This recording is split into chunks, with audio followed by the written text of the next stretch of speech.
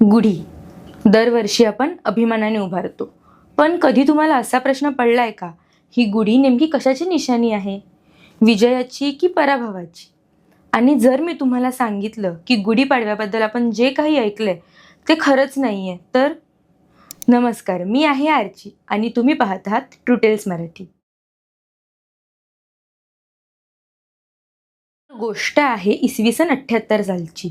दख्खनमध्ये सातवाहन घराण्याचं प्रभावी राज्य सुरू होतं. याच काळात गादीवर होते एक पराक्रमी राजा, गौतमीपुत्र सातकर्णी. उत्तरेकडून शक राजा नहपान याने दख्खनेवर आक्रमण केलं.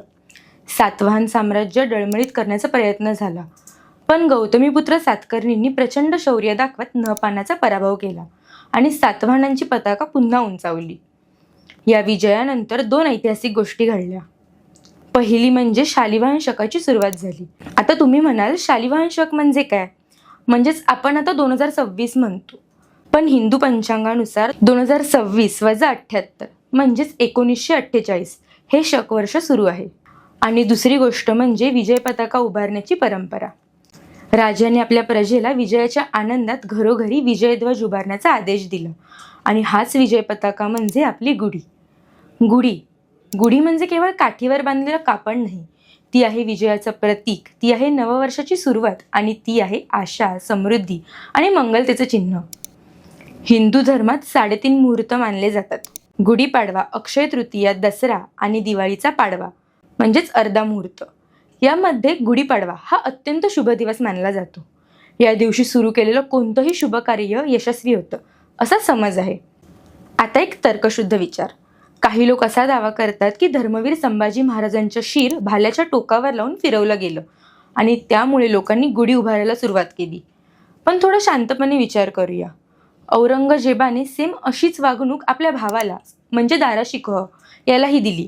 जर गुढीपाडवा बंद करण्यासाठीच हा प्रकार केला असता तर मग आपल्या भावासोबतही तसंच का केलं असतं? आणि दुसरी गोष्ट म्हणजे 1707 साली औरंगजेबाला दख्खनमध्येच प्राण सोडावे लागले. मराठ्यांनी त्याला इथून जाऊच दिलं नाही. ज्या महाराष्ट्राने औरंगजेबाला इथेच गाडलं, तोच महाराष्ट्र आपल्या छत्रपतींचा अपमान म्हणून गुढी उभारेल का? हा विचार प्रत्येकाने स्वतःच करावा. संत साहित्यामध्येही गुढीचा उल्लेख आढळतो. महाराष्ट्राच्या संत परंपरेत विजयध्वज, मंगलध्वज, उत्सवाची पताका ही प्रतीके वारंवार दिसतात.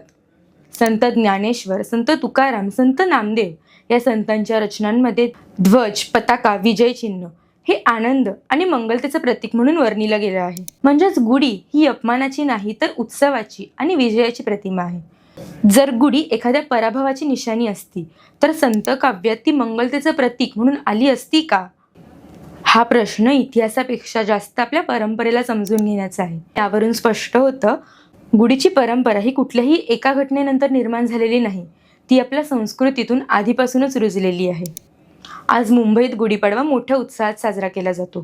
गिरगाव, दादर, परळ, ठाणे सर्वत्र शोभायात्रा निघतात.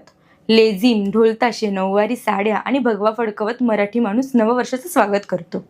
आता एक छोटासा प्रश्न तुमच्यासाठी गुढी म्हणजे विजयाचा पताका की पराभवाची निशाणी? कमेंटमध्ये नक्की सांगा. आणि जर तुम्हालाही वाटत असेल की गुढी ही विजयाची निशाणी आहे तर हा व्हिडिओ पुढे नक्की शेअर करा.